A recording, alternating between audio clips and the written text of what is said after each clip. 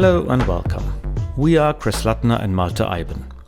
Since 2013, we are working in the escape room industry. With the room in Berlin, we gained a little bit of reputation. Some say that we are experts and we should do some talks to share our knowledge. Alright, so what do experienced designers do then? They pretend to be professionals, and here we go. I read that a good talk starts with a quote. Well then, here is a quote of a very famous magician and inventor. Okay, this quote does not have anything to do with lighting a show set, but it was the only quote I found with the word light in it, and it sounds nice. Light is setting the mood. That is the reason why there are candlelight dinners. Just imagine you are sitting in a white space with neon lights on. It's totally bright. No one will be able to be in the mood for a flirt then, right? If you understand light and how to light something, it will help you to put your players in the mood you intend instantly. Light is your friend and is helpful. Let's look at some things light can do for you. First of all, it creates an atmosphere. Here we aimed for an adventurous look, Indiana Jones-like. We achieved that with the colors we use for the props themselves. It's brown, gold, red and blue, and the grey color of the granite statues. And then we put everything into golden light. But we took care to carefully light some of the props to highlight them and to create a foreground, midground and background. The foreground is the dark area. That is the area where the players are standing.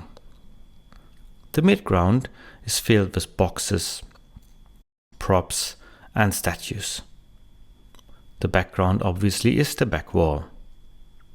If you look at this picture, it almost looks like you're looking at a theater stage. Light also hides your crimes. I'm sure all of you have many ugly corners you don't want to show your audience. Please hide them in shadow. But highlight the beautiful areas you made. If you want to put everything into bright light, then you have to theme every inch of the game.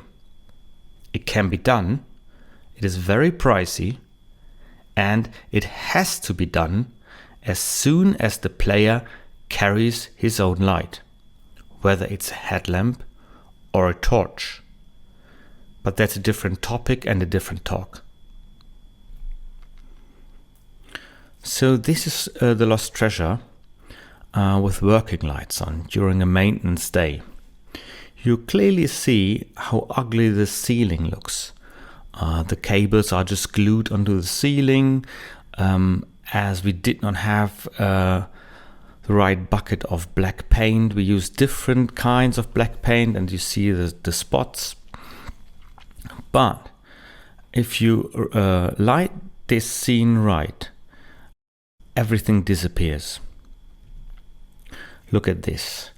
As the ceiling is black, the cables are black, and the light source is covered towards the ceiling. Everything on the ceiling is out of sight. But please, darkness can be also your enemy. Worst thing in escape room type of experiences is when light is used as difficulty. Everything you have to use to solve a puzzle or proceed in the game has to be visible for an elderly person. which does not mean it has to be bright everywhere. Light is also good for directing players. If you want that players move on, you can do that with light as well. It can be a guide throughout your game or experience. Look at this picture. It should be very clear for everyone where to go. Alright, there might be some not so clever people who try to search in pitch black darkness. But in the end, they will move on towards the light, even if it does not look very welcoming on this picture. Another way to guide players is shown here. The beam of light is the guide. It clearly shows where to look at. In this case, look at the box. With light, you can also give hints or clues. You can use many light sources for pointing out certain objects or puzzles. Just make it flicker or dim for a moment. A light source can also be a projector which pretends to be a spotlight. This is a video of our game Brandon Darkmoor. If players don't find the key on the floor, we use a projector which pretends to be a spotlight to highlight the key.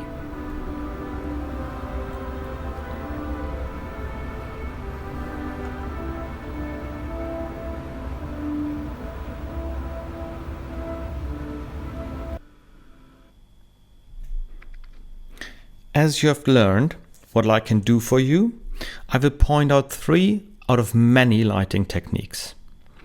First, we have practical lights. Everybody's using them in their homes. Those are all the visible light sources which emit light. It could be a desk lamp, a lamp hanging from the ceiling, a candle, etc., etc.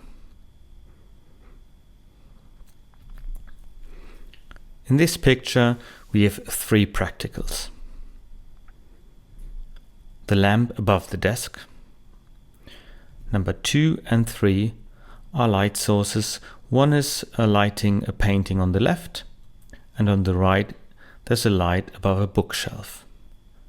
The desk lamp here is not in use, it was too bright. Please never put practicals in places where they don't belong. Always think, where would you place a light when this is your own space, your own room? Try different illuminants with different brightnesses and color temperatures.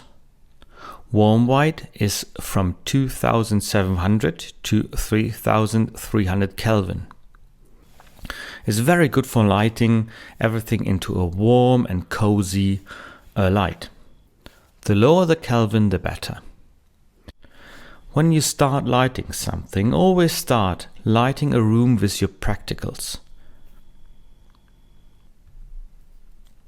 A practical can also be used as a guide or hint system.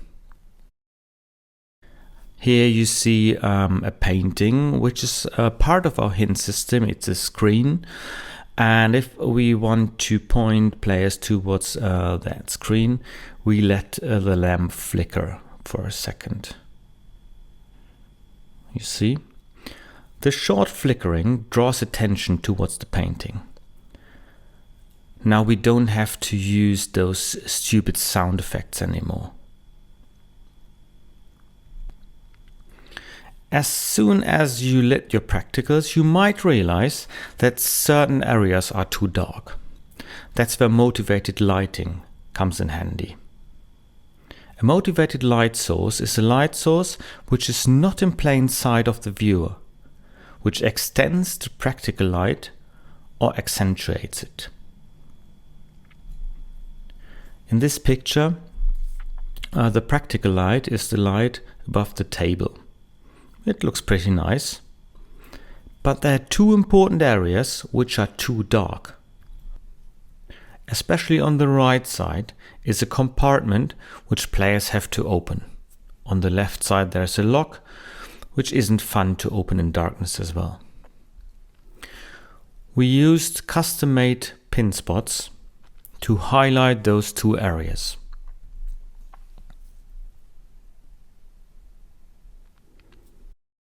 Here we use motivated lighting. It looks like that the practical only lights up the entire scene, but that's not the case. We have two micro pin spots highlighting left and right. Be careful that you have the same color temperature when you do that. Let's look at that again. Motivated lighting off. Motivated lighting on.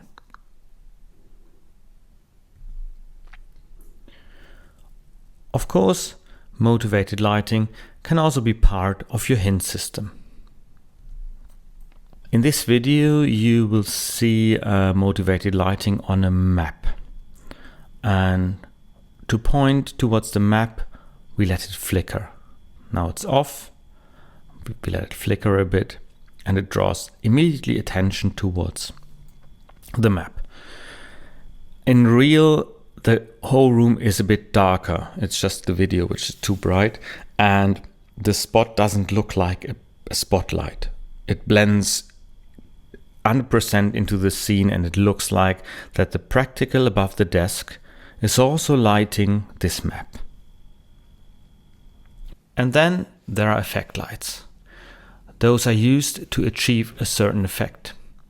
Could be a lightning during a thunderstorm, light sources to achieve a Pepper's Ghost effect, or to color certain areas for an atmospheric reason, etc., etc. Effect lights can also be used to create magic. For example, with blacklight. A simple blacklight effect everyone knows and many of you use in their experiences. But here you see how it's done right. We use invisible blacklight paint. It's from a German company called Haussmann and is very effective. If you combine this effect with sound effects and let players cast a spell, and then you just switch the blacklight on, it's instantly magic for the players. Let's look at it again. Blacklight off. Casting a spell. Blacklight on.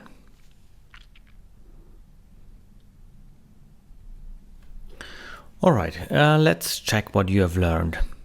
Can you spot the 3 different lighting techniques?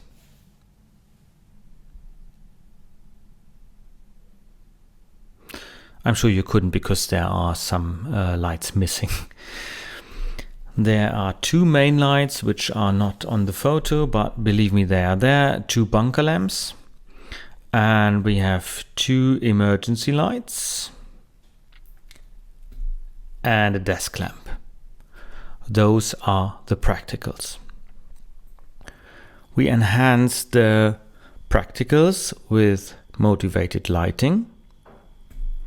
There is a spot on the wire recorder,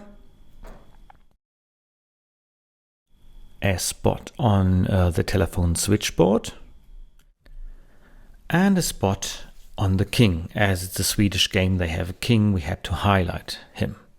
We would do the same with the queen. And we have effect lights. Light inside the wire recorder.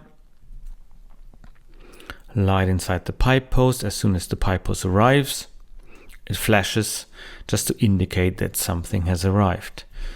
And a flashing light for an incoming call. Okay, you could consider that this is a practical. It is true, but we call it an effect light as we just use it for a certain effect. So what's the technology behind it? Actually, it's pretty simple. It's all DMX controlled by a Raspberry Pi and a DMX interface. The one from N-Tech is the perfect low-cost device. It's cheap and it does what it should do. Then we use DMX dimmer packs, which are usually used for LED lighting. Here we have 24 channels and 2 different inputs for 2 different voltages, from 5 up to 24 volts. 12-volt light bulbs. They are not so easy to get. You should check suppliers for caravans and boats. They come in many different forms, shapes, brightnesses, and so on. Just check which light bulb fits your theme. If it's a theme, an old theme like 1920s, please use filament light bulbs.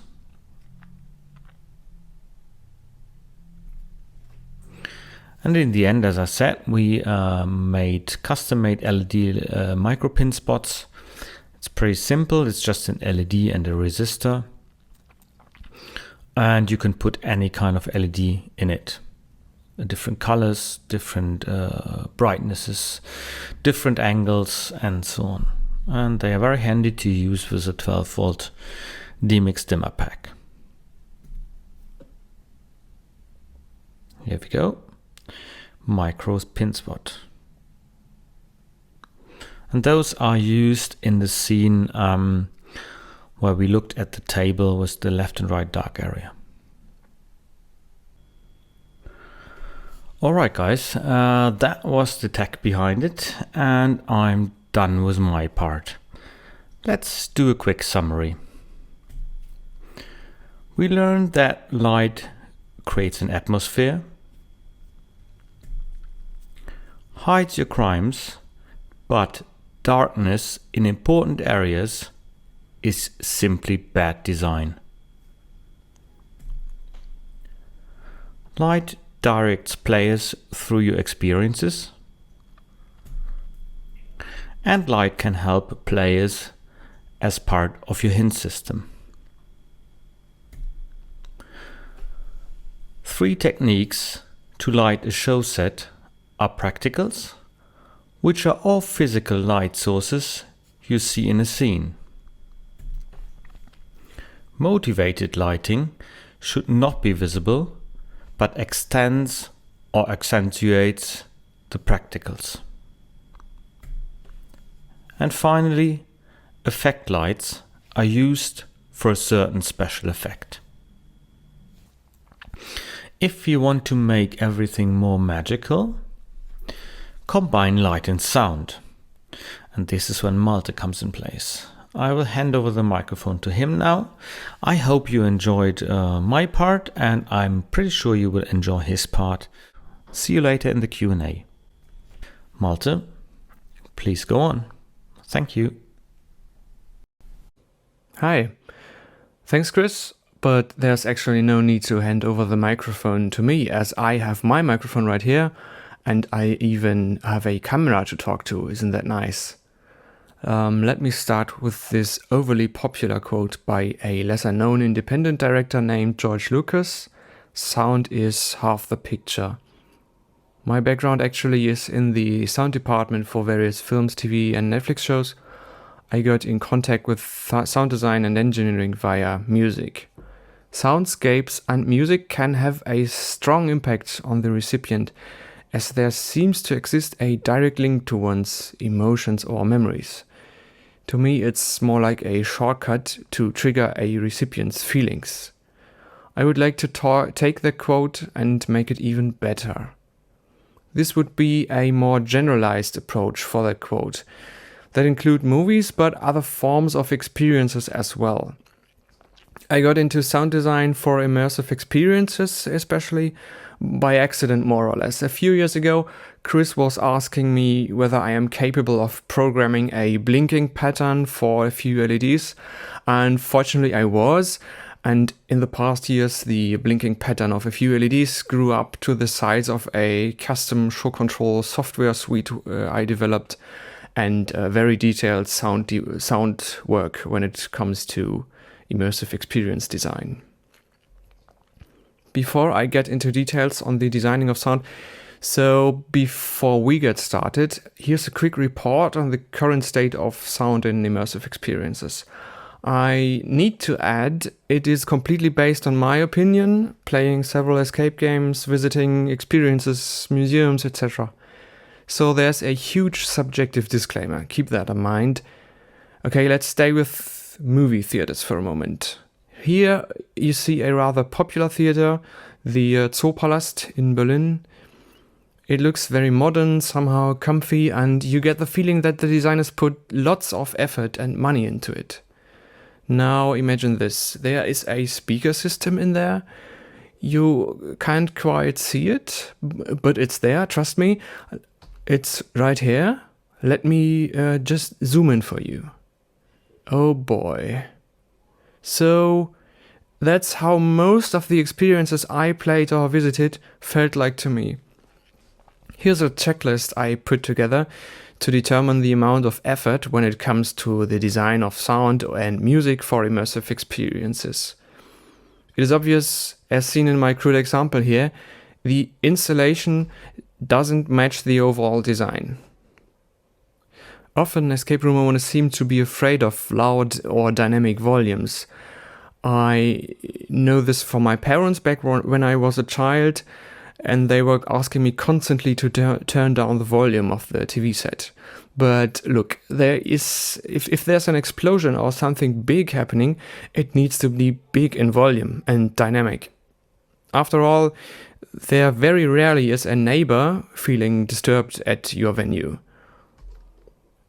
The designer wasted absolutely no thought on the dramatic composition of the soundtrack.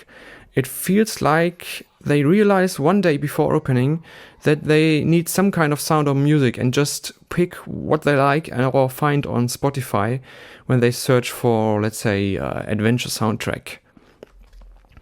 If the soundtrack is being played in lots of annoying loops throughout a 70-minute experience and the music is constantly playing, I have completed my no-effort checklist here.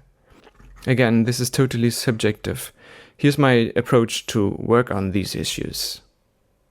I will be talking about the basics and philosophy of sound design, different types of sound that includes looking at different layers of a soundscape, the dramatic composition in sound and music, sound implementation as a way to link your design with actual puzzle and scene design, the continuity problem that is a result of that, and in the end go very briefly over a few tech concepts.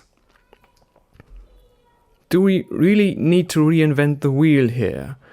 I mean, we can, and sometimes I'm under the impression that is the preferred way by the customer, but let's be honest, the video game industry is already very familiar with the necessity of a good sound design. We anticipate that as we look at their budgets. They are often as high as for the sound department of blockbuster movies. So why not adapt a few concepts? Here's a rough analogy. One side note, the guy on the right is a Foley artist. He watches the moving picture and is trying to match the sound he thinks works best for the picture. Simplified, there are two jobs, the designer and the implementer, or logic artists, as I like to call them. The designer works on the actual sounds, whereas the implementer cares about tying them to the game. Instead of describing what sound design is, we should ask ourselves what it can do. First, it could suggest a mood and take the visitor by the hand emotionally, guide them or lead them down the garden path even. The indication of a local or era is helpful if we like to tell the story beyond the walls the experience was actually built in. Imagine a desert or a spaceship which is located in a warehouse that is your actual venue. There's also the option to focus on specific objects. I would say this is more a physical than an emotional guide that gives you real directions where to move inside your game or where to look at. If you add exaggeration or negation to that, it could really make a difference, even if the scene is just a simple boring drawer being opened. Interesting for us is the option to conceal any unwanted noises from air conditioning, fans or thin walls. When it comes to specific sounds, everyone has a strong library of everyday sounds in their mind, and conventions based on watching lots of Netflix, of course. This could be influenced strongly by the cultural environment.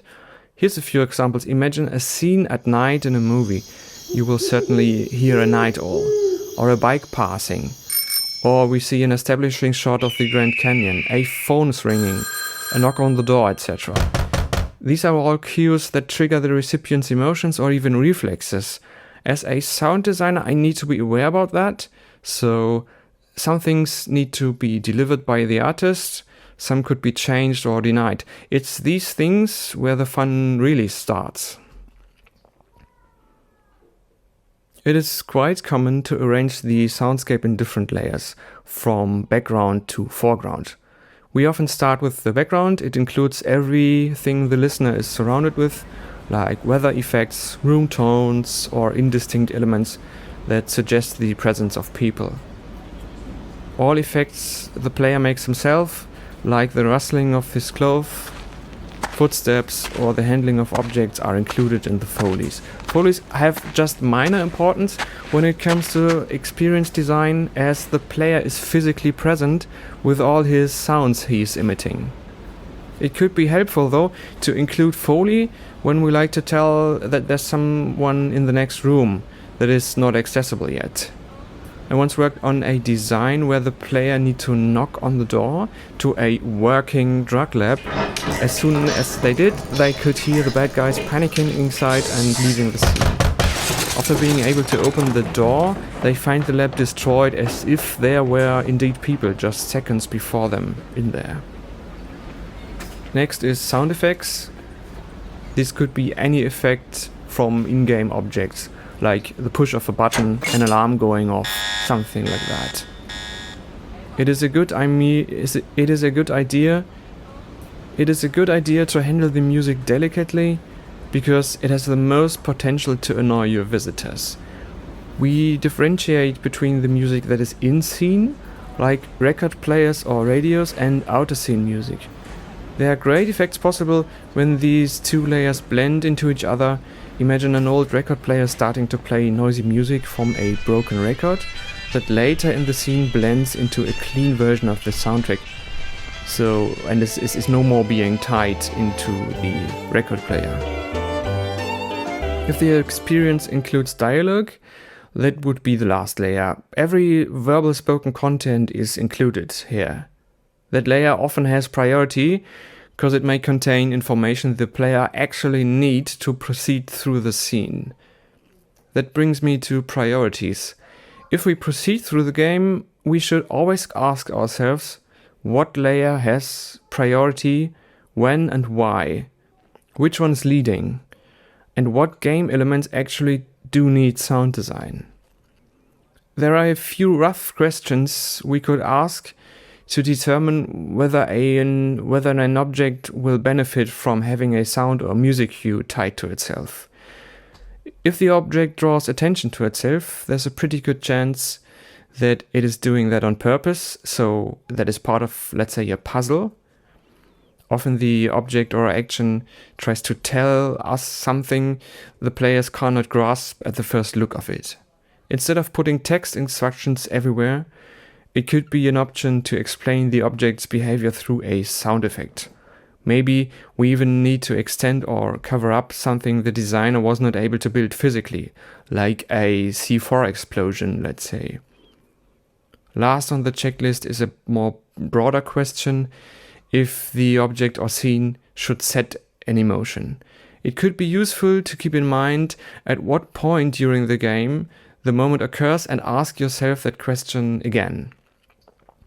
In the end, if anything on the above is true, it could be a good idea to add a sound or music to the action, but keep in mind that it will make more sense if everything in sound design has some kind of purpose. And I don't think the "I like that music so much" purpose is a valid one. As my professor put it nicely, sound design need to grind out their right to exist. So always ask, where do I need it, and do I really need it? which brings me to the design process itself.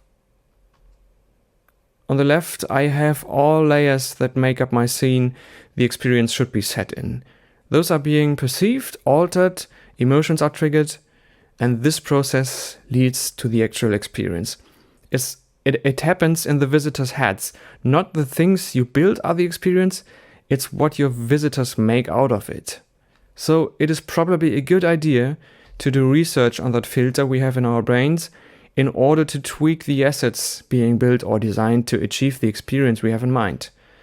That is why the design process goes that way. Like all design processes, it is always a good idea to put together some kind of mood board to have a common base to talk about. When it comes to the actual story design, I very often use a 5-act structure as a base. You may remember that from school. What we can see here is that the further the visitor proceeds through the game, the more time passes, the bigger the chance that the players accept their new reality on the agreement of being entertained. This concept literally is thousands of years old and is often referred to as the willing suspension of disbelief. For my sound design, that means that I saved the real crazy and surreal cues for later in the game, when I gained intensity and the chance that my visitors will accept them is significantly higher. Here are 2 examples. Does that fuse box draw attention to itself? It certainly does. Something needs to be done here.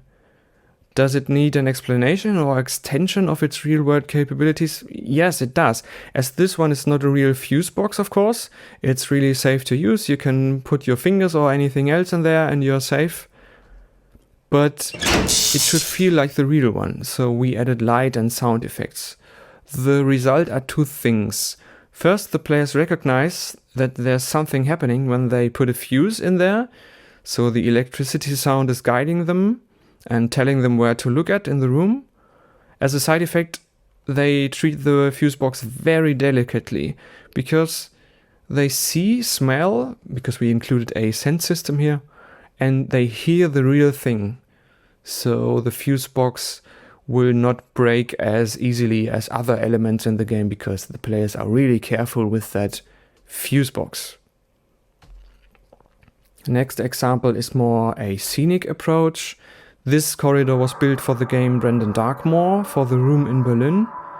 As this is located in the basement of an industry building, it is a good idea to extend the audible space beyond the physical structure. Also, it is perfect to play with players' fear and use cliché effects to set their mood. In the end, it doesn't take much to make them jump because we already prepared them for minutes and minutes to do exactly what we want. Remarkable about this corridor is the fact that it's being redressed while the players are riding a fake elevator for 50 seconds. After the redressing, it will look like that.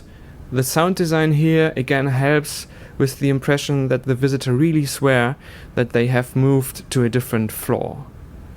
And as this scene is the introduction to the 4th act in the game, the willing suspension of disbelief is quite high, so we are able to add music that can be there without any explanation from within the scene.